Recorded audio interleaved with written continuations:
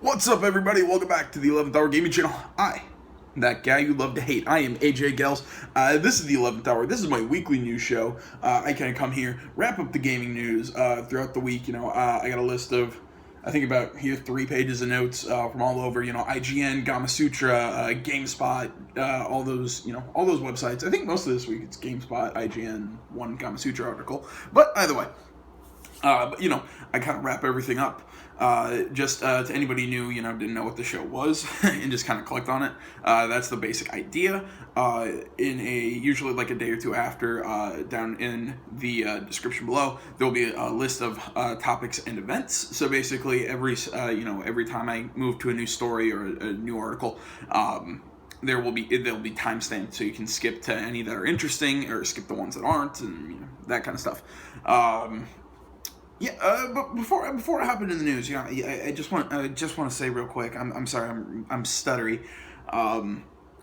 Last night, I had a big surge in views, comments, and really subscriptions. I mean, my numbers jumped way more than they ever had. I think I have a video sitting right now at like 64 views. I think that's the most I've gotten. And I mean, usually that video's been up for maybe a day or two, and I mean, usually that long, I'm lucky to get 10 views, but it's now at 64, and that's my 4th episode of my Firewatch series, my 5th, actually. I think it's at 23 last I checked. But I'm getting a whole lot of views, likes, some great comments from you guys, the viewers. I kind of wanted to take a minute to respond. I was at 12 subscribers last night, and I jumped up to, I think, 19 right now. I mean, this is the biggest spike I've had ever on this channel. So I kind of wanted to take the time to express my gratitude to you guys. It really means a lot, that you're willing to come in, watch my stuff. I started this channel a couple months ago. Really, I think next week it's 5 months. I started this channel a couple months ago because I love games. I love talking about games. I want to get into game journalism.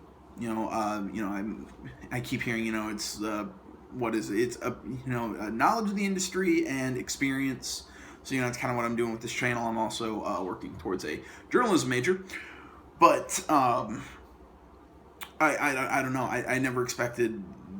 I sound like I'm saying like my series is so popular. I mean, I know 19 subscribers in the grand scheme of things isn't much, but to me it's way more than I thought I would have at this point in time. So all I can say to you guys viewing this, thank you so much. It means a lot to me. The only way I'm running out of ways to express my gratitude. To you guys for viewing this stuff. I think the best way I can do it is literally, I'm just gonna keep going, keep putting out content, keep doing the best I can for you guys. That's the best way I can repay all this gratitude. I'm sorry. I know I'm getting really sappy and really wordy right now. It means a whole hell of a lot to me. That you're willing to watch me do my favorite thing in the world, and that's play video games, and it's so cool. So I'm serious, everybody. I'm sorry, I almost cried there for a second. Thank you so much. This has been a great time, and it'll continue to be great in the years to come. Well, that's enough me yapping about the sappy stuff. Time for me to get into the news, and the first story depresses the hell out of me because it's about VR. Apparently, if you want to save $50 on an Oculus Rift and PC, there are new bundles currently available. Or not currently available. Pre-orders for these will go live on February 16th at 8 a.m. Pacific for a limited time. And I think it's only certain supplies and whatnot. But currently there are, I think, 3 PC models ranging in price from $949 to $2,594, which is great. I think the $949 bundle, along with the Oculus Rift, the article was a little ambiguously worded. But as my takeaway from it, the 949, the base console, PC, the base PC along with the Rift, which is $599, would cost you around 1,400, 14, 15, 1,600, something around there. But I think the actual price of the bundle is like $1,450, something like that. I think the exact savings the article said was $48. So I mean, if you want to save $50, and I mean these are really good PCs. They're Oculus ready, and whatnot. The PCs will be available at Best Buy, Amazon, and the Microsoft Store in, this is a quote within a quote, by the way, select countries and regions, end quote, end quote. That's really weird. That was from the article. I don't know. I don't think this is a good enough deal to warrant a bundle. I mean, you want the bundle. I mean, I'd buy it in a bundle just to only have one purchase and not, two. But I still think that this is an absolutely just I don't get why people would buy Oculus. I mean, I keep hearing stuff. A lot of people are changing their minds. After they're playing VR, they're like, it's great, it's great, it's great. But I'm like, I still don't see the appeal. It's a $600 peripheral that you need an at least almost $1,000 computer to run. I mean, this is ridiculous. I mean, like, I don't understand. I mean, I'm really interested to see where the final sales for this is, because I still do not see this selling extremely well. I'm probably putting my foot in my mouth, and later down the line, I'm going to be proven wrong.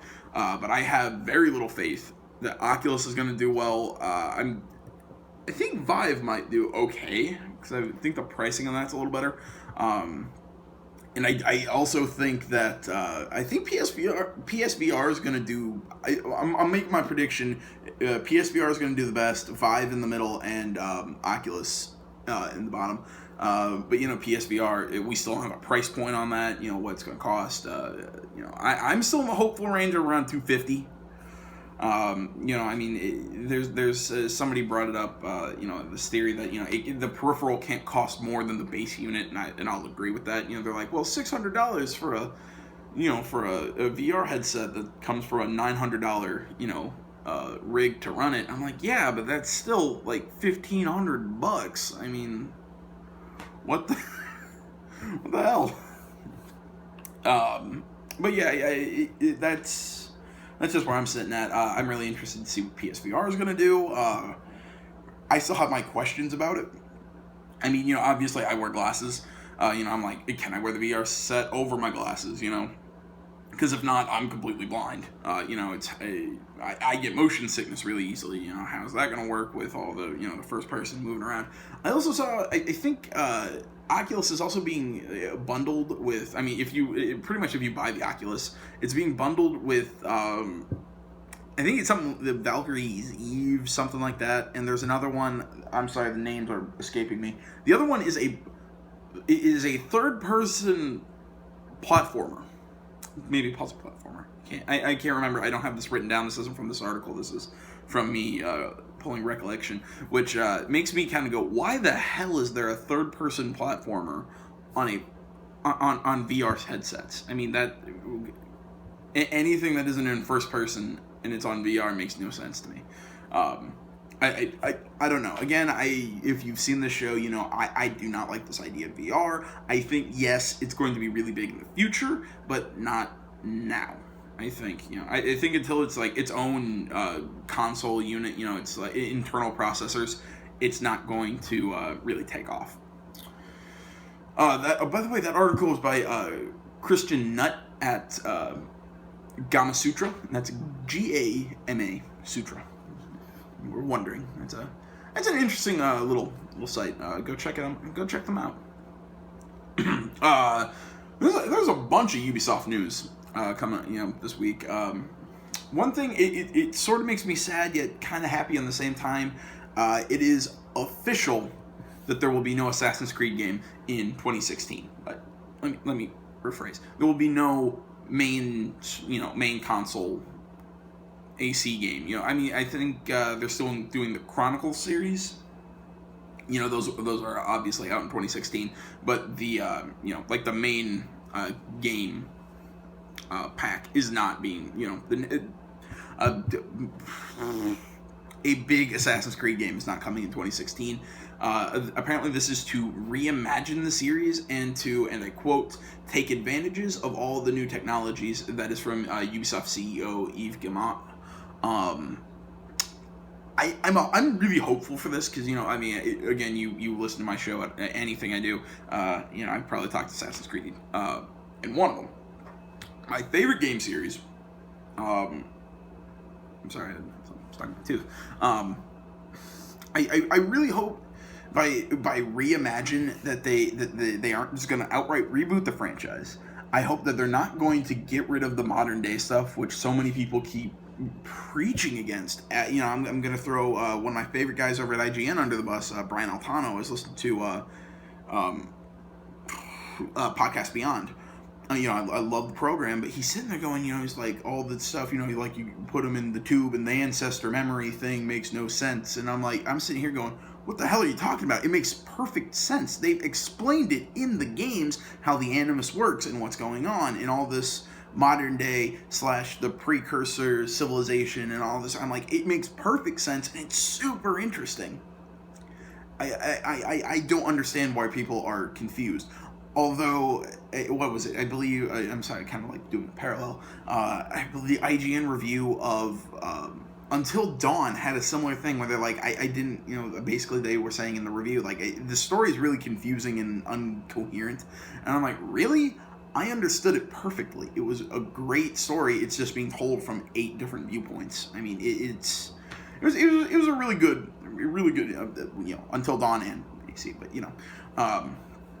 that's just, I really hope that, by reimagine, what I'm really hoping we're going to see is them kind of come back to that idea of what they had with Desmond in his game series, that we're going to get a true modern day story that, maybe you don't have to run around and do whatever, but, we're seeing the state of the world and fighting Abstergo and the precursor, all that stuff. No, precursors with Jack and Daxter. What was it?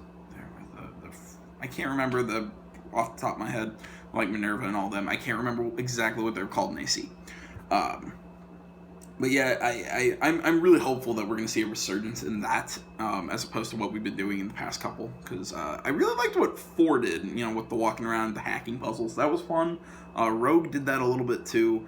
But Unity and Syndicate had a little bit more interesting modern day story, but still, it was nowhere near what the previous ones were. So I hope we're seeing more of that.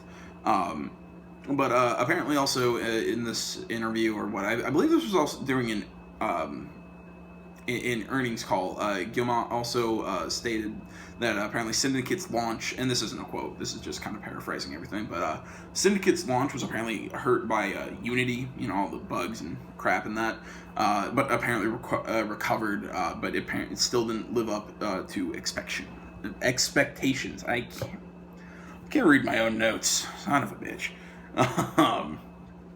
That article was by Eddie Makuch over at GameSpot. I really hope I'm pronouncing that right. Man, my notes are terrible because I have Watch Dogs 22. But no, Watch Dogs 2 is set to launch before the 2017 fiscal year that starts April 2017. Or maybe that's not right. Maybe that's... Yeah, I think April 2017 is when the 2017 fiscal year starts. I'm sorry, fiscal years make no sense to me, so if that's a little off, I apologize.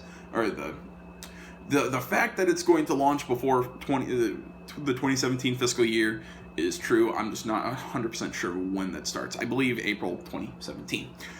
Apparently, Ubisoft states that yes, they say Ubisoft in this post. Ubisoft states, and I quote, Ubisoft will launch a very quality lineup, including For Honor, South Park, The Fractured Butthole, Tom Clancy's Ghost Recon Wildlands, and the next installment of Watch Dogs. Obviously, For Honor being the I don't know if anybody's seen the I'm not even 100% sure how to describe it. Apparently, it will have there's some single player, but it's a heavily based multiplayer game. where you play as either, I think, knights, samurais, or Vikings, and it's all based around sword combat, and it's... I've only seen knight gameplay, so I don't know what the samurais or Vikings are going to look at like, but it looks really interesting. It looks like a really new idea. I'm hopeful for it. I'll probably give it a shot. Obviously, the South Park game is the sequel to The Stick of Truth, and I still love the title, The Fractured Butthole, because it's butt, but spelled B-U-T, Fractured Butthole. I'm sorry. Tom Clancy's Ghost Recon Wildlands is obviously the newest installation in the Ghost Recon series. This game interests me because apparently it's going to be like a big open world. I'm going to go out on a limb and probably similar to what Metal Gear Solid 5 The Phantom Pain did. But I could be wrong. I don't know. And obviously, we all know what the next installment of Watch Dogs is. I really hope they do something really great with that franchise, because I think that franchise is something special that just it didn't hit the mark last time it came out. So I hope the sequel is going to do much better. That article from Tamoor Hussain at GameSpot. Rainbow Six Siege's latest patch is apparently causing more problems than it apparently fixed. And I quote, players are reporting issues with hit registration, rendering problems, operators becoming black shadows, and problems with knife melee attacks. This is from the article. Currently, no word on a fix or when it is coming. That article by Vicky Blake at IGN. Honestly, I'm not a big Rainbow Six guy. I can't necessarily tell you exactly. I'm sorry. It's not my game franchise. Apparently the Division beta will return on February 19th through the 21st for PS4 and PC, and will be on Xbox One February 18th to the 21st. Apparently this will contain all the content from the closed beta, as well as a new story mission. I believe this is an open beta, so I don't think purchase or anything. I think you just have to... I'm looking into it this weekend, what I have to do to get be a part of this. I'm probably going to record some, put up, do some stuff with YouTube with this. This really interests me because I didn't play the earlier beta. I think this is a stress test. This is I'm really interested in this. That article by Michael Martin on IGN. More Division news, actually. This is coming from Vicky Blake over at IGN. Apparently, the Division will be a 32.2 gigabyte file on your Xbox One, and currently no other word on the other consoles. Sorry. I'm sorry, my throat's getting really dry. I'm really thirsty. I gotta get something to drink after this. At GDC, or the Game Developers Choice Awards, in March, Todd Howard will receive a Lifetime Achievement Award. Todd Howard being the guy, I'm trying to think. He's with Bethesda, and my brain is hurting because I'm sitting here going, I don't think he's the CEO. Is he the CEO of Bethesda? Can't remember his exact position in the company, but he worked with the Fallout games, Skyrim, all that. A really big name. For some reason, I can't remember his position. I don't have it written down, and I feel terrible about that, especially because people are going to rip on me for not remembering his title. That article by Seth G. Macy at IGN. Also in, Bethesda news, and I quote, "We're also doing a complete overhaul of Fallout 4 survival mode, food, sleep, diseases, danger, and more. Stay tuned." That is from Bethesda Game Studio at Bethesda Game Studios over on Twitter. Apparently, that's a direct quote from the tweet, and this is directly from the article. The account promised that we're not far... quote within a quote here. The account promised that we're, and I quote, "not far off from details about the game's first DLC details," end quote. That's directly from the article by Steven Storm at IGN. I'm super excited about this because I really like the survival mode or maybe, was it survival mode or was it hardcore mode? Can't remember. From Fallout New Vegas. There we go. Wait, did Fallout 4 have it? I don't think Fallout 4 had one. This might be a new edition. I'm really interested in that, or maybe it wasn't. I'm sorry, I'm racking my brain here, and my brain's a scary place. I'm really interested in that, but I think I'm also really excited to hear the details about the first DLC. I have the season pass. Expect to see those be recorded here on this channel. Sorry. Dead by Daylight has been announced by Behavior Interactive. This is a 1 versus 4 multiplayer game where one player will be the killer and the other 4 are just trying to survive. This is the developer claims that this is going to be different than the currently Kickstarter project for the Friday the 13th game, where one player played as Jason and the others tried to escape. Apparently, this will feature procedurally generated sorry, I had to make sure that there wasn't a quote. Procedurally generated environments and multiple killers that, and I quote, stem from a number of horror genres. That's directly from the article. Brutal, and I quote, brutal slashers and paranormal beings. Apparently, the article states will be, kind of the idea. So a little different. I'm interested, and this is also an interesting kind of tidbit. Apparently, the survivors will be playing in third person, while the killer will be playing in first. Apparently, you can cooperate or can play as every man for himself. This is really interesting to me. Again, it's just like the Friday the 13th game. Really interested me. I really like this concept. There was something done a while. There was, I want to say, can't remember for what game. I think it was called the Predator mod, where basically one player played as Predator and the other played as the other 4 played as Marines. And the only way you can get points in that mode was to kill the soldiers as the Predator, and the only way to become the Predator is to kill the Predator. So it's like you're teamed up, you kill them. And then you become the Predator, then everybody else is trying to kill you. It was a really interesting mechanic that I hope works well for Friday the 13th and Dead by Daylight. Article by Eddie McCouch over at GameSpot. I still can't pronounce that name. Spelled Makuch. I can't pronounce that. H1Z1, the popular MMO open world. I think it's an MMO. Anyway, is apparently being split into 2 different games. And our quote, H1Z1 Just Survive will have a renewed focus on a persistent open-world survival experience where players will have to scavenge, craft, and build bases to survive from the zombie threat. That's directly from the article. So, apparently this version is not going to be too different from what it already is. I think there'll just be some new add-ons. It's basically just around survival against the zombies. Also, there will be H1Z1 King of the Kill. King of the Kill, not Hill, Kill, will be more PvP focused. Both of these will come out on February 17th, costing $20 on early access. Mid 2016 King of the Kill will be pulled from early access and brought to Xbox One and PS4, according to the developer, and they are also working on the same thing for Just Survive. I think even though it'll be pulled from early access, it'll still be available on PC. I also know that if you've already if you've purchased the game before February 17th, so I think 16th and before, so by the time you're seeing this, you still have 4 days to do it. You will get access to both games. Article by Michael Pasalacqua. Again, I think that's how that's pronounced. Over at IGN.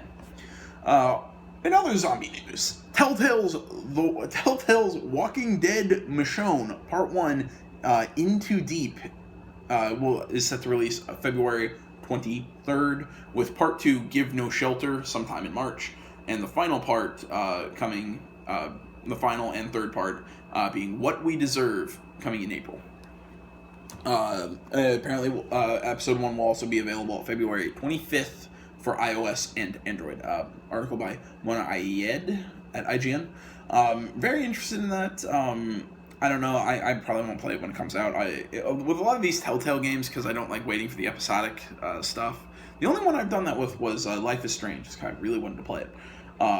With a lot of the Telltales, I wait for them to come out on disc, or so I can get the full version all at once. At least this one doesn't seem like it's going to be that long in between episodes. So, apparently, Five Nights at Freddy's World is now available on Game Jolt for free. If anybody remembers, Five Games at Freddy's World is an RPG set in the Five Nights at Freddy's universe. Apparently, this game was pulled last month from Steam. I remember talking about this. I just can't remember how long ago it was. Scott Cawthon, Cawthon. I'm not 100% sure how to pronounce that. The game's developer has stated, and I quote, a remodeled overworld and many other new features. This article by Luke Riley at IGN. I remember he pulled that game because it wasn't what he wanted it to be. People weren't giving it the responses that they want, so he pulled it. Refunded people's money and said he's going to redo it and make it better and re-release it. So there you go. You can get it for free over at Game Jolt. Sorry, hiccup. The hell. Sorry. Okay, I'm done. What the hell's going on with me? Am I dying? I hope not. Quantum Break will be having a PC version of the game. If anybody, obviously, Quantum Break is the Remedy, the new Remedy game coming out this April. Jeez, I'm sorry. I got the hiccups and now I can't stop. It really starting to piss me off. I'm good. I'm sorry. Quantum Break being the game from Remedy, obviously it was up till now apparently a Xbox One exclusive, but apparently, obviously, according to this article, there will be a PC version. I'm sorry, my throat's really dry right now. The Xbox One version will include another great title from Remedy. I'm super excited about this. Alan Wake. You will get a digital copy that will include its 2 DLC add-ons, The Signal and The Writer, and I'm sorry, if you pre-order Alan Wake, if you pre-order Quantum Break on Xbox One, you will also get access to the standalone expansion, Alan Wake's American Nightmare, and that is at, and I quote, participating retailers. Super interesting, especially, if you didn't play Alan Wake last generation, break out your 360 and go play it. Fantastic game. Love the hell out of it. A big mindfuck. A great game. So much fun. Kind of a new kind of horror game. Really hard to explain, just because it's got so many different aspects, but great game. Great narrative. Go and play it. Apparently, there will also be a Xbox One bundle, including a 500 gig white console, really neat looking console, and matching controller, as well as Quantum Break and Alan Wake. That's kind of funny because they rhyme. Currently, I'm not sure if that Alan Wake that comes with the bundle is available. You also get the American Nightmare expansion. I'm not 100% sure. Maybe if you pre-order it, I don't know. I'm definitely getting the Alan Wake, all the Alan Wake stuff, because I'm going to pre-order Quantum Break now. Ooh, let's play Alan Wake. Plans. I'm sorry. I loved Alan Wake last generation. One of my favorite 360 games. That article by Timur Hussain over at GameSpot. This is really starting to piss me off. I'm sorry, people. Jeez. Apparently, more news has been released about how Quantum Break's live action is going to work. God damn it! I'm sorry. Christ. As far as I understand, I'm going to read directly from my notes here, just so I don't miss something. But as far as I understand, basically the live action show and the game kind of affect each other. If you don't know what I mean by the live action show, Quantum Break is apparently being told in 4 episodes, of gameplay, and you make decisions in the gameplay. And then at the end of the game, you step into the main villain, who then makes choices about Monarch Solutions, which is his kind of like evil corporation. And then the game will, you make that kind of this decision, and then the game, then it will switch to a live action, like basically TV show, where the scenes are influenced by the decisions that you made in the previous game. And apparently, the TV show is going to then influence the gameplay, and then it's really interesting idea. Sorry, my foot itches. That article by Stace Harmon at IGN. Really interested in that. Quantum Break, I'm really interested in that. Final Fantasy IX is now available on iOS and Android. Will cost $17 on both, and will be 20% off until February 21st. Nicole Carpenter at IGN. I'm sorry. I don't know. I'm just gonna cry. The Flame and the Flood has an official release date of February 24th. It's currently on EA, or currently on early access. I don't know why I said EA. Apparently, this game is described by the article as Southern Gothic survival roguelike. That's a direct quote. Another direct quote, I think, like how the description of what the game is. Also from the article, The Flame and the Flood is set in the rickety backwaters of a post-society America as the player character Scout, accompanied by her dog Aesop, A-E-S-O-P, I don't know how to pronounce that. You'll have to scavenge for supplies, craft items, and keep moving downriver to survive the constant threats of starvation, dehydration, and cold. By Chloe Rad over at IGN. Really interesting idea for a game. I'm not a big roguelike guy.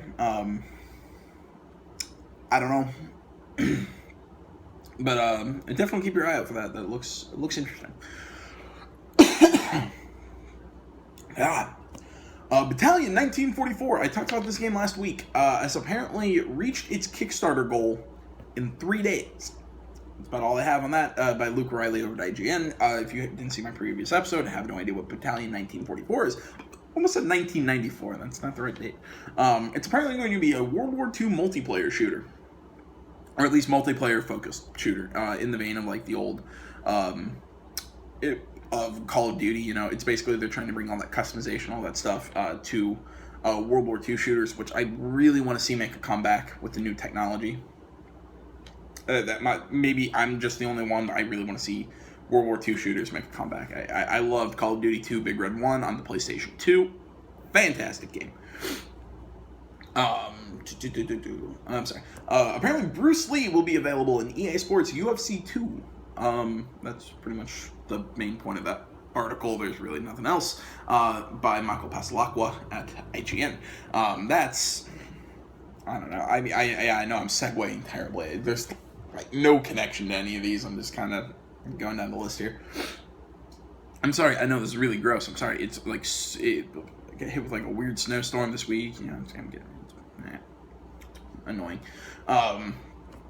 Apparently, according to Yoshinoro Ono, I can't pronounce that name. It's really fun to say though.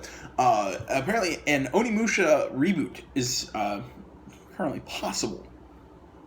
He also warns fans not to get too excited, as they are, and I quote, not further down the road than the discussion phase. So it's still in talks with Capcom, not really sure whether or not it's going to happen. Sorry. Article by Nicole Carpenter at IGN. This is really annoying. I'm sorry, guys. Titanfall 2 will have a campaign, apparently. Apparently in Titanfall 2, there will be a lot of scenes where science meets magic, but keeping it grounded and dirty and human and real. End quote. That is a lot of ands, apparently from lead writer Jesse Stern. I don't know. I saw Titanfall, the original. Everybody says it plays fantastically. I don't know. I'm not a big multiplayer-only game kind of guy. I might try the sequel, but I don't know. Everything that I'm hearing is everybody's asking, why does this need a, like... This doesn't seem like you're building off the pseudo lore that was established in the first game. It's weird. Who knows? Maybe they'll knock it out of the park. Who the hell knows? Also in the same article, apparently it states that there will be a TV show spin-off of the games that is currently in the works at Lionsgate TV. Article by Eddie McCutch, whatever, GameSpot. Okay, I think it's done. Activision has announced Activision has announced that a new large expansion is coming in late 2016 for Destiny, and a full sequel in 2017. So Destiny 2 is apparently being made. Chris Pereira over at GameSpot. And the final article of the day, and I'll stop hiccuping in your faces. Sorry. David Gator is now creative director at Beamdog. Gator, a former writer at BioWare. I think I talked about this story 2 weeks ago. I don't think it was last week, but Gator worked on, Star Wars Knights of the Old Republic, Dragon Age 2, and Inquisition. I believe he was the guy behind guys like Cassandra. Characters like Cassandra, not guys, I'm sorry. God, this is annoying. Beamdog is the studio that worked on the enhanced editions of Baldur's Gate 1 and 2. And I quote, see here, the studio's current project is an expansion for Baldur's Gate Enhanced Edition called Baldur's Gate Siege of Dragonspear, article by Eric Von Allen at IGN, and that quote was also from the article. Well, there you have it, everybody. There's the news for this week, and about 10, 20, 15 minutes of me hiccuping. I give up. I'm tired of this. This is really annoying. I'm so sorry. I know I keep apologizing for this. It's super obnoxious, to me. It's, really hard to talk. So I'll just kind of leave you guys. Please, if you enjoy... please, guys, like, comment, subscribe, all that good stuff. Check out my Let's Plays. Find me on Facebook, Twitter, or my website where all my reviews are. I think recently my Firewatch review went live earlier this week. All that is down in the description, as well as the list of events I mentioned earlier in the show. Everybody, this has been episode 19 of the 11th Hour. I am AJ Gels, and this is the 11th Hour Gaming Channel. Thank you so much for tuning in, guys. I'm out.